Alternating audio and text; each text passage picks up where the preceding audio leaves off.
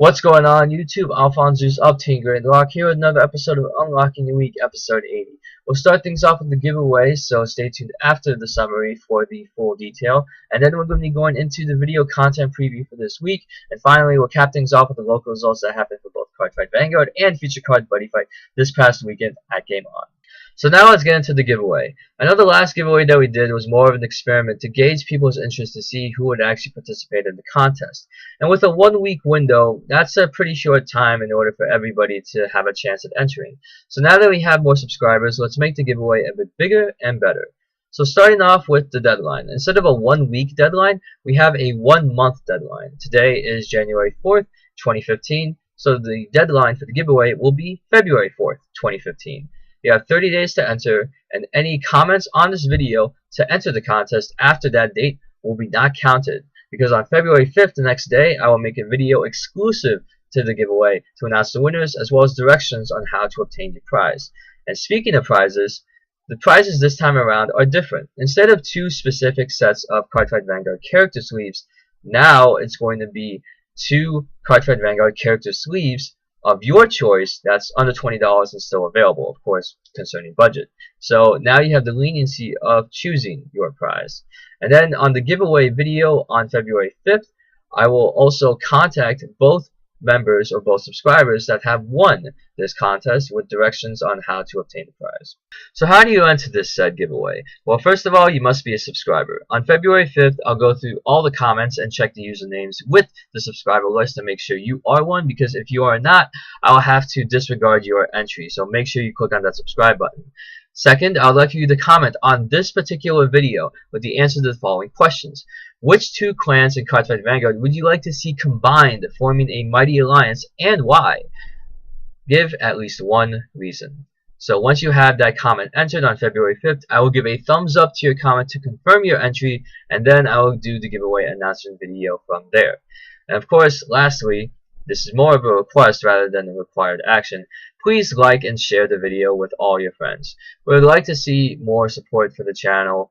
It would really just serve us a hell of a lot better to make sure that, hey, are we doing something right? Are we doing something wrong? And really, there's nothing better than just seeing that in the statistics of video views, the likes, dislikes, shares, and pretty much web traffic in general. So that's it for the giveaway. I wish luck to everyone who enters, and I hope when February 5th comes around, I have a long list to go through. So now moving into the updates for Team Gradelock. Video content wise, it's going to be the usual deck profile and the match. I know I do apologize for not having the match up for last week. I'll do my best to have one for this week, except that my parents took off this week from work, so I'll be kind of busy with going on vacation with them. Hopefully I'll see if I can be able to record a match or so with somebody. I know we're going to be vacationing in New York, and we might even go up to Canada, so who knows? If I have time, I'll bring my cards and stuff so we can play and try and get my name out there even more. But outside that, as usual, yes, deck profile and the match. And then into updates, we actually have 2. One is that we actually have a Hearthstone wave coming back. I mentioned this before in previous vlogs, but now it's coming back in a bigger wave now that it's both available on Android and iOS. So people can bring in their tablets or their laptops and literally play Hearthstone. So Game On actually took the initiative to start off 2015. Okay, we're going to have Hearthstone tournaments on Wednesdays and Fridays around 6:30 p.m. So if you have a tablet or laptop, I'm sure you can just go in and just participate. It's $5 to enter, $2 goes to the venue, and the rest go into a prize pool for the top players. So it's a great way to start off 2015. And Hearthstone, yes, a lot of members of Team Gradelock are heavily into it. They really want to go in. I know Josh, CK, they are pretty much already above rank 5. I mean, below rank 5, if I may say, in terms of just numerical order. And they've been trying to grind hard, definitely get into that legendary rank. And it'd be awesome if we can actually record a Hearthstone match. It's probably going to be a little bit difficult, but we'll see what happens. We can try it. If not this week, definitely next week, because this is something that we really, really like to do. And the other update will be my family friend. He actually opened up a business in Belleville called the Fat House. Now, if you're not familiar with the Fat House, down in Rutgers, New Brunswick, they had fat trucks in there. They serve fat sandwiches. It's kind of like a guilty pleasure eating place. And he has ended up making a food joint. Now, food joint in Belleville, and he's looking to help promote it a bit more. So he came to me and asked, hey, you have a team, do you want me to help sponsor you? Say that, okay, whenever you drop the name Team Gradelock, when you go pick up one of these sandwiches, part of the proceeds will go to us, whether it covers travel costs or, traveling to other events like ARG or official Bushi Road sanctioned events for, Cartridge Vanguard, Future Card Buddy Fight, Woody Schwartz, and even maybe towards a new video recording camera that's high quality that we can utilize rather than just a smartphone. So of course, smartphones can record in 1080p HD, but it would be nice to have an actual video camera that can record longer than 9 minutes, because those are some of the problems that we had with recording with actual cameras back then. So I'll keep you guys in the loop. I know that he's going to contact his business partner, and hopefully I'll have an answer for you by the next vlog.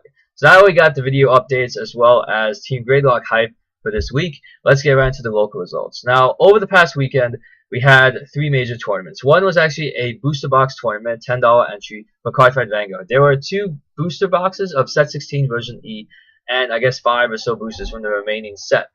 And there were 17 people that entered, so it was a 4 rounds of switch to a top 8 cut. And it took a while, but it was worth it in the end. I do have the results from the event. Let me just bring it up on my phone here. Now, to round out the top 8. First place, we had Jenna come in with first place with Witches of Genesis. She actually told me she never mulliganed once, which is pretty rare in Cartridge Vanguard game, especially when you're playing through 4 rounds of Swiss. But congrats to her for actually going undefeated and taking the top spot. In second place, also going undefeated, we had Joe L going in with the Shadow Paladin Abyss Revengers. And this is, of course, with the Mordred Break Ride.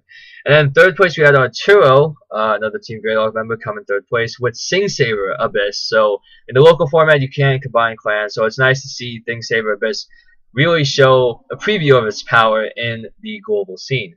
And now in fourth place, we have Mr. John S. He came in with Gold Paladins with Prominence Glare. Yes, the Glory critical skill is pretty darn cool for Gold Paladins. Coming in fifth place, we have CK with Omega Glendios Beatdown. So it's good to see that CK would keep strong to Omega Glendios Beatdown, especially in the world of Legion. And then in sixth place, we have Modesto J. He was running also Shadow Paladin Abyss Revengers, but not with Phantom Blaster. He actually ran Cormac. He believed in just putting in extra criticals early on in the game. So then in seventh place, we have Dan M. He actually went in with Dimensional Police with Dimensional Robos. So D-Police with D-Robos. That's pretty cool to see Daikaiser take a top spot.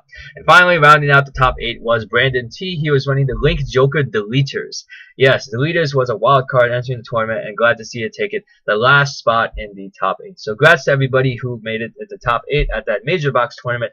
And now let's head into the Cartridge Vanguard tournament that took place on Saturday. It was 17 people, so 4 rounds of Swiss with a top 8 cut. I went in with D-Robos D-Popo, and here are the results. Well, at least from my rounds. In round 1, I went up against Arturo. He was running Sing Saber Abyss. I lost 2-0. I was Gradelocked both games. I couldn't really do much. Even when I tried the shenanigans, he had more than enough cards to guard in my hand, and I really had to bank on the hope of completely sacking with a triple critical drive check when I rode Great Daikaiser of the Cross Break Ride. But I didn't win, so I lost round 1. Round 2, I went up against Eric. It was pretty much went into game 3. It was insane. The Legion skill is so real. I had to really just save cards in my hand to make sure, okay, I need to make sure that I can save cards in my hand so after when he does the Legion skill, I can fill up the field again and swing in. And in game 3, it really came down to me hitting the grade 3 to pop the perfect shield, or at least one of his triggers to guard with, and land damage on him. So I won round 2. And so round 3, I went up against Joe Burns. He was actually running Regalia of Genesis, so this was featuring CEO Yggdrasil and Nyx, so it was a full grade 3 Legion lineup of Regalia. And I managed to win 2-0. Well, game 1, I was Gradelock at 1 for a turn, but I managed to bounce back and utilize Shadow Kaiser in order to try and get in that popping power. And this time around, especially when you're concerning the glory attacks, I'll probably end up just guarding early so that whenever he does utilize his Legion skill, I can just take the damage and I only have to fear extra criticals on the drive checks for me to lose. So I won game 1, and then game 2 was more of the same thing. Crossride really did help me out quite a bit, and I managed to win that bout. So going into round 4, I went up against Baldwin. This guy, I guess, was new to Game On. He was running the Shadow Paladin Abyss Revengers, and he was running the Mordred, of course, Mordred variant with Phantom Blaster Abyss for the crazy Break Ride 30k restanding Vanguard. And I lost both games because game 1 I was Gradelock at 0 for a good few turns, and I was Gradelock at 2. It was pretty hard for me to try and bounce back, but I ended up dropping the round, so I ended up going 2-2. I got 7th place. So moving into the top 4 cut, even though there were 17 players, Jesse forgot to mention it was a top 8 cut rather than top 4, so he just cut it to top 4. Here are the results. We have Joe L coming in undefeated with the Shadow Paladin Abyss Revengers, so Abyss takes the top spot this time. Second place was Jason. Jason J. He was running the Deleters of Link Joker, so he was able to delete the competition quite a bit, if I may say. Third place was Henry. He came in third with the Narukami Brawlers. And fourth place was Baldwin. The guy that I lost to was also running Shadow Paladin Abyss Revengers. So congrats to all the top 4. It was pretty cool to see more people coming out for the Cardfight Vanguard events. And with the surge, after going through like a really, I guess, overflowing amount of buddy fight for a good month or so, it's good to have Vanguard back in and take a strong spot back again at our local. So moving into the buddy fight tournament, there were 9 players with 4 rounds of Swiss with a top 4 cut, first that we had in quite some time. I used the Legend World Knights of the Round Table, so of course featuring the hero cards with the new support from the promos, of course, too. So round 1, I went up against Justin, and he was running Seeger of Ancient World. Round 1, I got completely whipped by Seeger. I couldn't really do anything for it. And then round 2 and 3, I sided in all the Dragon Haze featuring Beowulf, the Dragon Vanquishing Sword, and I controlled the game from there because he literally had to just destroy the weapons before time, because whenever they attack Seeger, he's automatically losing the soul off of that. And then if I have like enough power, then I can literally take away another soul, even destroy Seeger completely. And that's how I managed to finally win against Seeger 2-1. In round 2, I went against Alex, and he was running the Skull Warriors of Katana World. And I gotta say, it was just a lot of heavy aggro. We had a tough 3 games. It was really down to who can keep their field presence more. I had to destroy as much of the set spell as possible so he won't be able to utilize his combos. And I had to let some damage through because he had Into Darkness, and with Into Darkness it really sucked as he managed to replenish his hand with all the counters and stuff available. So I was not able to really keep a strong field presence going because he kept having the Demon Wave. So, oh, you destroy my monster, I'll destroy your monster, nullify attacks, and just keep bringing them back from the dead. It was a crazy match, but he won in the end. When he managed to call out a double attacker, so he paid the gauge for it, I literally could not guard that because I only had, I guess, 1 gauge out. So I lost that round. Then I go into round 3 going up against Modesto, and he was actually running Legend World Terrace. Terrace is actually a build that Archero managed to put together with Legend World, and the thing is he managed to lose both games because in game 1 he actually used his Symbol Guards, which is his draw 2 cards spell. He drew into 14 cards on his turn, and he was not able to get much of a monster presence out there, so I was able to overcome him with that. Game 2, he got some Terrace out there, but I was able to utilize a double link attack from both King Arthur and Gawain in order to get the penetrate for 4 damage per game, and he tried to use counterattack. I negated the spell, and that pretty much ends it there because Buddy Fight was only up to Chain Link 2, so I won the game off of that one. Then finally, in the 4th match, I went up against Jason J, and he was running Dungeon World Hybrid. And I was thinking what mindset I can go into. Do I want to pop all the spell cards available? I'm like, yes. But the thing is, though, he rushed me down so fast. He had Drum Bunker Dragon in his hand almost every single time. I take out one, he brings back another. I take out one, he brings back another. And then with the mission cards, I try my best to nullify Former Party because that would just destroy my soul. And then I also try to keep that wary, especially when they have, you know, either Naruto Hot Springs or the destruction mission, where each time an investor destroys a monster, you get to get a soul. And I want to make sure I can waste that soul if, you know, I can just pop that spell so he won't get that card advantage back to his hand. But the thing is, though, he rushed me down too fast. I really couldn't do anything about it. And it was due to the timely amount of Drum Bunker Dragons. Rock, Paper, Scissors for Penetrate. I lost one of those, and it cost me the game. And I couldn't really do much. And he also saw that I had only 1 gauge open. So I had the shield. I had Pride Went out. But the only unfortunate part was I did not have the gauge to pay for it. So I lost both games. I ended up going 2-2. So both Cartridge Vanguard and Buddy Fight, not bad, but of course I can always do better. For a top 4 cut, it was actually Dex who came in with first place going undefeated with the Destruction Dragons featuring Gargantua Blade Dragon, yes, the size 3 monster that can fetch, weapons from the drop zone and discard them to pop cards on the field for control.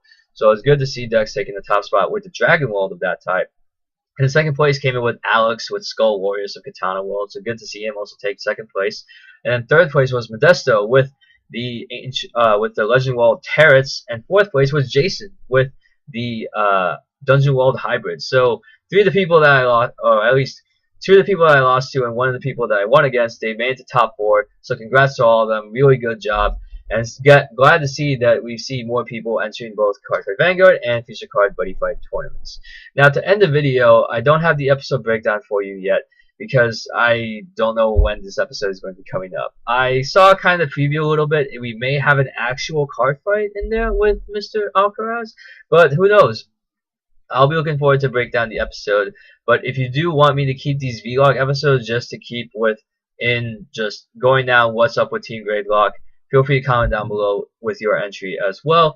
And yeah, just kind of help us form what video we can have for you. Because I know that not everybody watches these vlogs. They're more interested in the actual card, the actual trading card game content. But if there's anything that I can do to make these videos more entertaining for you, if you want me to keep going with the episode reviews, or you don't want me to anymore, do you want me to go over more breakdowns? Do you want me to provide more pictures? I guess cutaways, anything. I'm willing to make this vlog better for you to really, get Team Gradelock's name out there. I do this because I want to at least have a hallmark of consistency every week to deliver every single week. So that is it for me. My name is AlphonZeus, Team Gradelock. I hope that you've enjoyed the week that I've unlocked for you, and I'll see you next time. Take care.